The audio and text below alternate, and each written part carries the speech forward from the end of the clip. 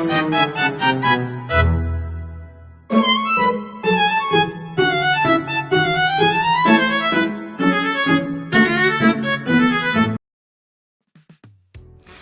everyone! Today I will explain two types of text that we learned in grade 11 English, which are analytical exposition text and personal letter text. In this presentation, we will look at the definitions, structure, language features, and example of how these texts work.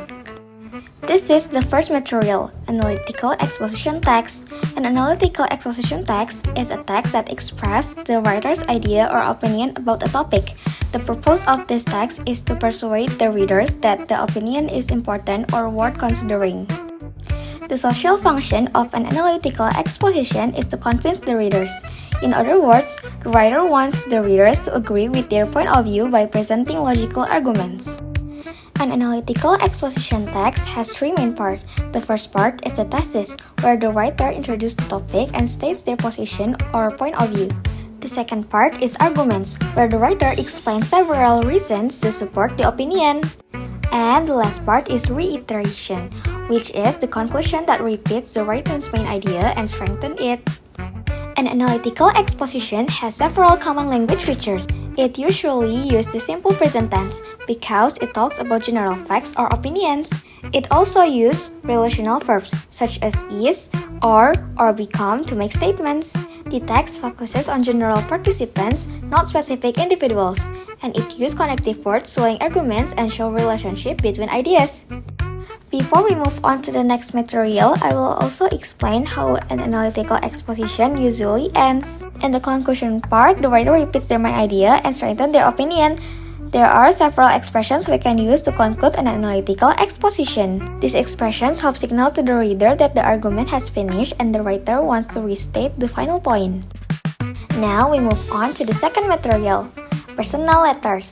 A personal letter is a letter written to someone we know personally, such as a friend or a family member. The purpose is usually to share experience, feelings, news, or personal message. The social function of a personal letter is to maintain personal relationship. Through letters, we can stay connected, express emotions, show care, and communicate informally with people close to us. A personal letter has a simple structure. It begins with the heading, which includes the writer's address and date. Next is the salutation, such as Dear Anna. Then comes the body, which contains the opening, the main message, and the closing sentence.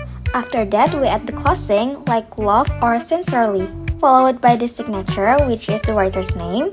Sometimes there is also a postscript or PS, used to add an extra message. In personal letters, the language is usually informal and friendly. We often use personal pronouns like I, you, and we. We may use present or past tense depending on what we're talking about. Personal letters also use expressions of feelings such as I miss you, I'm happy for you, or I hope you're doing well. And it's common to use contractions like I'm, don't, and can to make the tone more natural.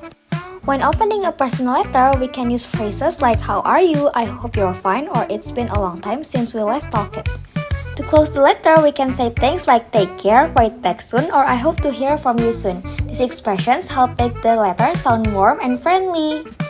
Alright guys, that is all for my explanation about analytical exposition and personal letter. Thank you for listening.